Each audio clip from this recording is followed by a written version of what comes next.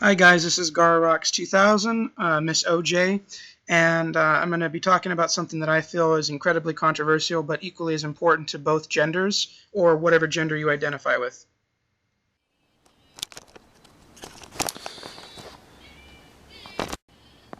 Hi guys, this is Garrox2000.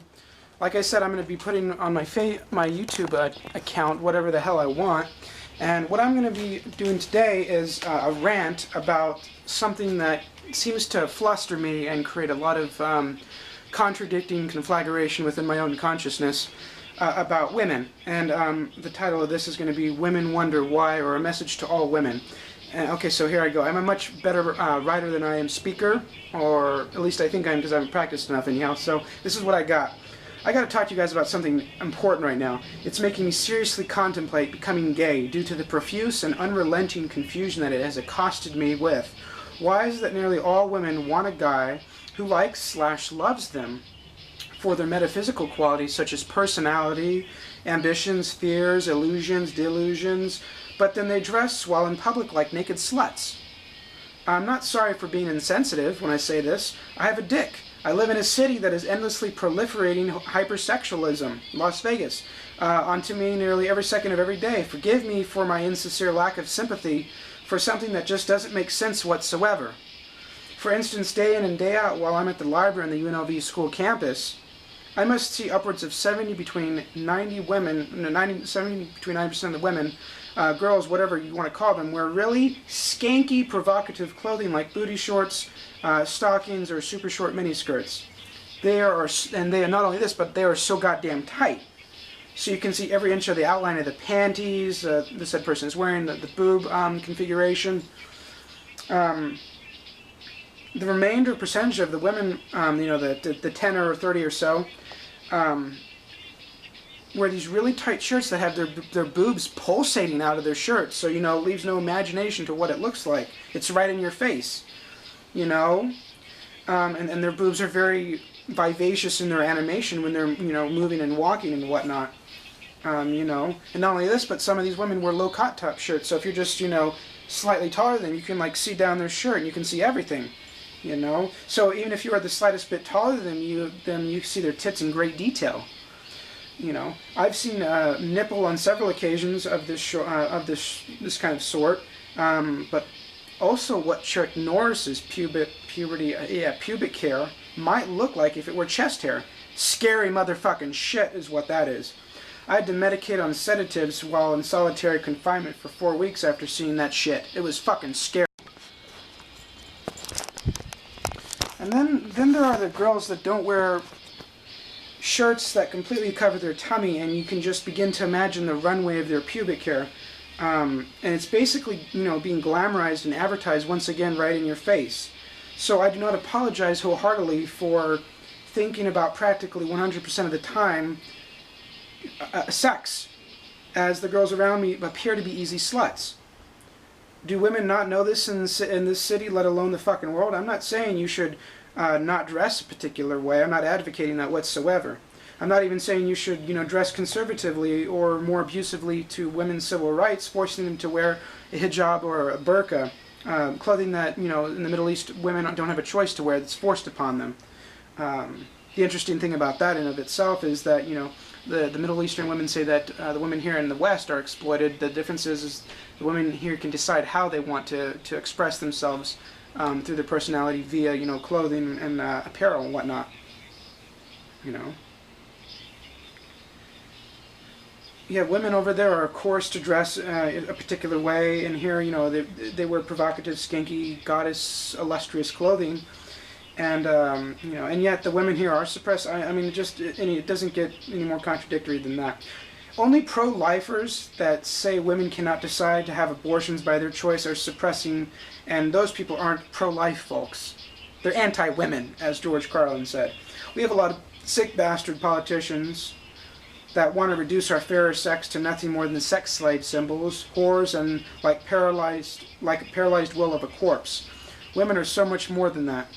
I relate to what Tupac said on this in his song Keep Your Head Up entirely. This is what he said: please don't cry, dry your eyes, never let up, forgive but don't forget, girl, keep your head up.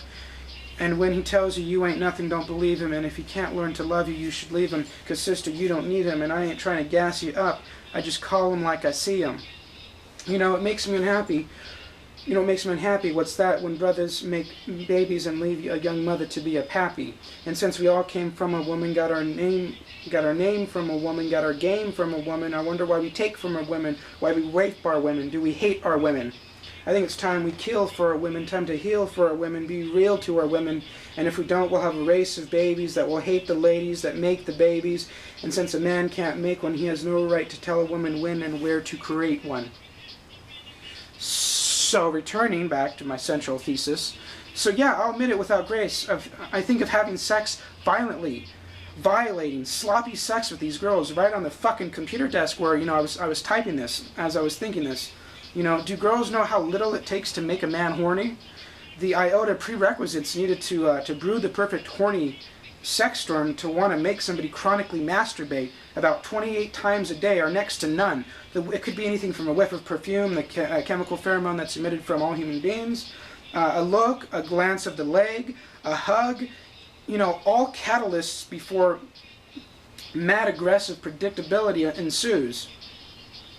Look, women, if you want a man to tolerate and at the very best respect you as a person, equal in whatever else you feel is transcendent enough to fill in the blank with, realize that men are very sexual creatures, and men as a whole respond primarily through animalistic urges, such as sex drive, and very seldom contemplate soon thereafter the metaphysical things I aforementioned, you know, like personality, soul, depth of the individual.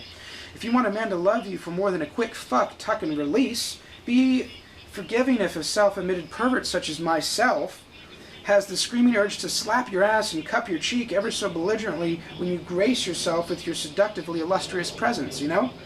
You'd be hard-pressed and outright horrified to know that maybe even a great deal of your guy friends jack off to your pictures all over Facebook, you know? So knowing that, what will you do? I mean, I'll still sit here day in and day out contemplating not truculently raping some of these babes that passed by me, although I find my scholarly research into the quantum occult infinitely more appealing than sex or appeasing the base urges of my being in the long run, you know, but all the same, this is just my disposition on the matter. In the end, follow your light, whatever that is, and find your happiness, for it is in this life, every single, you know, so, I'm sorry I keep having to edit this out. My camera is really ghetto. I need to get a much better improved memory stick that has maybe about 32 gigabytes. I have like 8, so I'm ghetto like that. So anyway, what I was trying to say was, you know, my finalization, my recapitulation was follow your light and whatever that is, and find your happiness and fight for it in this life. Every single one of us is deserving of whatever that perceived happiness is, for you are the biophotonic one. I'll talk about what that means to me in a later video, but essentially on a quantum physical level, metaphysical level, that's imperceptible to the eye, thanks to the electromagnetic spectrum, you are, as are literally all matter and creation, made from biophotons. Bio meaning life, photon meaning essentially light particles. And every human being emits them, and this goes by many different names. You know, it goes by electromagnetic biofield, the aura, the chakra, energy emission system. There's many different names for it. The point is, it's well documented. It's very ancient, very drenched in antiquity in its value. But I'll talk about it another time. Anyway, blessings be, God of wisdom, the occult sciences, Grand Master of the Scribes, both. And I'll give you guys update statuses as this comes, okay? See you later.